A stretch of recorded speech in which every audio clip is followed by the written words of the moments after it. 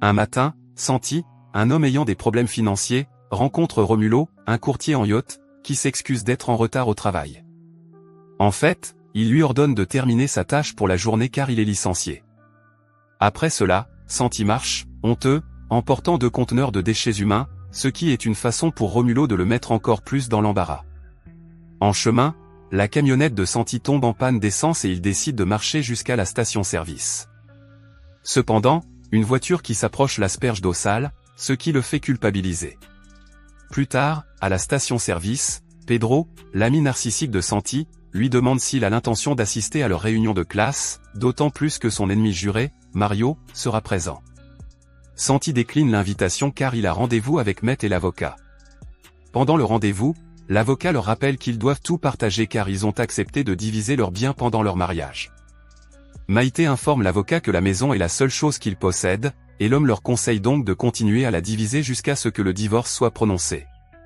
La femme s'oppose à son conseil car elle estime que cela va à l'encontre de l'objectif de leur divorce. De plus, elle ne peut pas refaire sa vie de cette manière, ce qui surprend Santi. Il éprouve encore des sentiments pour sa femme et est découragé qu'elle veuille s'éloigner de lui.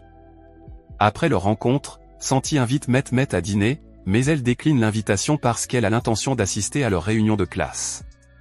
Soudain, Santi remarque un stand de loto, ce qui l'incite à tenter sa chance. Ce soir-là, lors de la réunion des anciens élèves, Santi aperçoit Met en train de discuter avec un homme, ce qui lui fait penser qu'il s'agit de sa nouvelle flamme. Santi s'approche de lui pour le confronter, mais découvre qu'il fait également partie de leur classe. Confus, Santi lui demande s'il avait l'habitude de s'asseoir derrière Mario, qu'il taquinait parce qu'il était plus grand que lui. À sa grande surprise, l'homme lui révèle qu'il s'agit bien de Mario et Santi n'arrive pas à croire qu'il est maintenant en forme. Soudain, Met apparaît et informe Santi que Mario est son nouveau patron au supermarché. De retour chez lui, Santi jette le paquet de cigarettes à la poubelle, oubliant qu'un billet de loterie est caché à l'intérieur. Le lendemain matin, Met est en train de ramasser les ordures lorsqu'elle informe Santi que Mario veut lui faire passer un entretien pour lui offrir un emploi au supermarché. Bien qu'une telle opportunité soit parfaite pour Santi, ce dernier n'est pas enthousiaste car il en veut à Mario de la lui avoir volée. Quelque temps plus tard, Santi écoute la radio en prenant son bain lorsqu'il apprend la combinaison gagnante d'un loto de 25 millions d'euros. Réalisant qu'il s'agit de sa combinaison, il quitte la maison pour chercher le billet dans la poubelle. Heureusement, il récupère le précieux billet, ce qui lui donne un sentiment de triomphe car il est désormais millionnaire. Santi se rend immédiatement sur le lieu de travail de Met, dans l'espoir de lui annoncer la bonne nouvelle, mais à sa grande déception, il la voit à l'intérieur de la voiture de Mario. Au lieu de passer la journée dans la tristesse, Santi se rend à la banque pour récupérer son prix. Là, il attire l'attention des employés de la banque, en particulier de Damian, le directeur. Santi se sent mal à l'aise et décide de partir, mais Damian commence à le suivre. Sur le chemin du retour, Santi est surpris de voir que Damian s'est introduit dans sa camionnette et l'homme tente de le calmer. Il se propose comme conseiller financier pour l'aider à gérer ses gains, mais Santi refuse et lui ordonne de partir. C'est alors que Begona, une policière, apparaît devant sa camionnette, ce qui affole Santi. Begona le réprimande pour avoir commis un délit sur le parking de la banque. Pour tirer Santi d'affaire, Damian lui révèle qu'il est son client et qu'il a gagné à la loterie. De fait, le comportement de Begona passe de l'hostilité à la sympathie et elle le félicite d'avoir gagné. Plus tard, dans un restaurant, Damian informe Santi qu'il doit partager la moitié de ses gains avec sa femme car ils ont des biens en commun. Après le repas, Damian conseille à Santi de garder les gains de la loterie de Met jusqu'à ce que le divorce soit officiel. Pour cette raison, Damian lui conseille de ne pas en parler à ses amis, leur expliquant qu'il les perdra, eux et son argent. Le lendemain, Tania, une collègue de Santi au supermarché de Mario, l'informe de son travail de manutentionnaire. Elle lui confie qu'avec un peu de chance et d'engagement, elle pourrait être promue caissière dans 2 ans. Dès la fin de son service, Santi commence à profiter des avantages d'être millionnaire, il a la liberté d'acheter tout ce qu'il veut. De retour chez lui, Santi cache tous ses achats dans la remise abandonnée, afin que Met n'en prenne pas connaissance. Le lendemain, Santi se réveille tard dans sa chambre d'hôtel et se prépare rapidement. Dehors, elle se rend compte qu'elle ne peut pas porter une robe fantaisie pour son travail au supermarché, et décide donc d'échanger ses vêtements avec une aide-soignante. Plus tard, au travail, Met se demande pourquoi Santi porte un débardeur. Il lui répond que c'est pour l'été, mais Met est confuse car nous sommes en octobre et reste sans voix. Il essaie de dire qu'il est allé dans un hôtel 5 étoiles, mais elle pense qu'il ment pour sauver la face. Dans les jours qui suivent, Santi profite du privilège de devenir millionnaire en dînant souvent dans des restaurants coûteux, ce qui l'amène à passer moins de temps avec ses amis. Un jour, Damian présente Santi à Romulo comme son client qui souhaite acheter un yacht, ce qui le surprend. Damian propose 500 000 €, mais Romulo refuse parce que c'est moins que le prix convenu. Santi décide d'arrêter la poursuite du yacht et commence à partir, forçant Romulo à accepter l'offre. Cependant, Santi ne lui a pas encore remis le chèque car il veut qu'il tire la chasse d'eau du yacht, comme il l'avait mis dans l'embarras un peu plus tôt.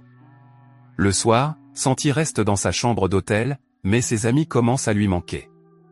Il contacte alors Damian car il a un projet à réaliser. Le lendemain, Pedro informe Marcos que la femme lui a proposé une campagne de marketing. Marcos demande, incrédule, à combien s'élève l'offre et Pedro lui révèle qu'il s'agit d'1 million d'euros. Santi arrive dans le même bar et tente de les saluer, mais les deux hommes l'ignorent. Blessé, Santi reste assis au bar jusqu'à ce que Pedro l'invite à leur table, soulignant qu'il a une nouvelle choquante à partager. Peu après, Marcos reçoit lui aussi une nouvelle bouleversante de sa femme Lorena, qui l'informe qu'il a hérité de l'argent de sa tante Dolores. À leur insu, cela fait partie du plan de Santi pour partager sa fortune avec ses amis. Plus tard, au terrain de golf, Santi est surpris de voir Mario près d'eux, et il informe Damian qu'elle est son ennemi juré. Damian se reconnaît et lui révèle que Mario est allé à la banque pour demander un prêt. Santi se rend compte que Mario l'a vu et commence à se déguiser, mais il demande quand même à quoi sert le prêt. Selon Damian, Mario veut vendre son entreprise et licencier tous ses employés.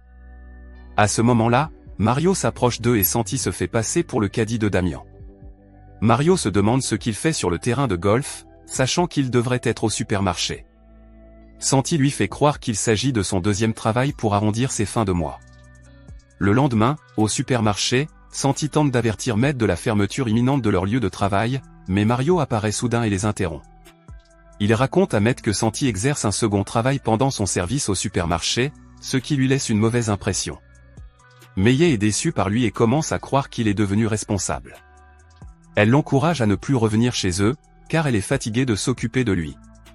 Plus tard, Santi rejoint ses amis dans la nouvelle voiture de sport de Marcos pour se détendre. Cependant, il exprime sa frustration à Marcos pour avoir acheté une voiture de sport au lieu d'un monospace pour sa famille. Intrigué, Marcos lui demande pourquoi il se soucie de la façon dont il dépense son argent, mais Santi s'arrête avant de révéler son secret. Pedro pense que Santi est jaloux parce qu'il est coincé dans un emploi mal payé. Insulté, Santi ordonne à Marcos d'arrêter la voiture pour se calmer. Il décide d'avouer qu'il est le gagnant du Super Loto et que l'argent utilisé par Marcos pour acheter la voiture est le sien. Heureux pour lui, le groupe se rend dans un club pour fêter le statut de millionnaire de Santi. Le lendemain matin, Mario fait semblant de pleurer en annonçant à ses employés qu'il les licencie tous. Il explique qu'il a fait de son mieux pour sauver l'entreprise, mais qu'il a échoué. Alors qu'il s'apprête à partir, Met assure à ses collègues qu'il négociera une indemnité de départ pour eux. Après avoir négocié avec eux, Santi parle à Met et l'invite à dîner pour lui remonter le moral. Au début, Met hésite, mais Santi l'encourage à se réconcilier, estimant qu'il le mérite. Dans leur résidence, Santi engage un majordome, un chef cuisinier et une serveuse pour rendre le dîner encore plus spécial. Il leur offre également de la viande de première qualité pour leur service, pour le plus grand plaisir de tous. Ponctuellement, la voiture de Met s'approche de leur maison. Santi ordonne alors à son assistant de se cacher dans la remise. Pendant le repas, les deux hommes se plaisent étonnamment l'un l'autre. Santi commence à exprimer son opposition au divorce, car il ne veut pas gâcher les années qu'ils ont partagées. Met s'excuse également, mais Santi insiste sur le fait qu'il a fait bien pire qu'elle. Trouvant le courage, Santi avoue qu'il est le gagnant du Super Loto. Met se sent trahi par le fait qu'il ait refusé de l'informer plus tôt et s'en va. Le lendemain, Santi se sent insatisfait de sa vie malgré sa richesse. Il décide donc de rencontrer Damian et de se séparer de lui. Damian est ému, car le temps qu'ils ont passé ensemble représente beaucoup pour lui. Pendant ce temps, chez Met, on lui annonce que 12,5 millions ont été déposés sur son compte, ce qui la laisse sans voix. Un coursier arrive ensuite pour lui remettre un colis de Santi. Lorsqu'elle l'ouvre, Met est incrédule, il lui a envoyé une copie signée des papiers de leur divorce.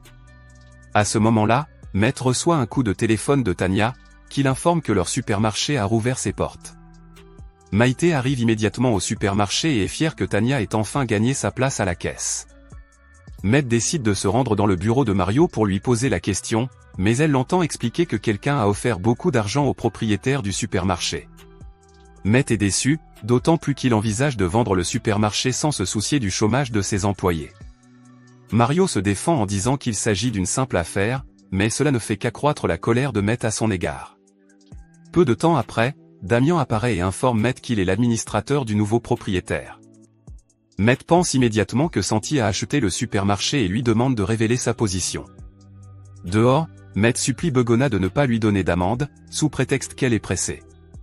Agacée, Matt insiste sur le fait qu'elle doit partir car elle a besoin de parler à Santi. Entendant son nom, Begona propose à Matt de l'accompagner à l'aéroport. Quelques instants plus tard, à l'endroit où se trouve Santi, Matt s'empresse de chercher son mari dans la foule, ignorant qu'il se trouve à proximité. Incapable de le trouver, elle commence à se décourager, mais aperçoit heureusement Santi au comptoir, qui la force à l'appeler. Plus tard, elle se précipite vers lui, faisant croire à Santi qu'elle est sur le point de l'embrasser. Au lieu de cela, Matt le gifle et lui reproche de croire que les choses matérielles qu'il lui a achetées la feront revenir vers lui. Santi ne fait aucun commentaire et se contente de l'embrasser, car il l'aime toujours.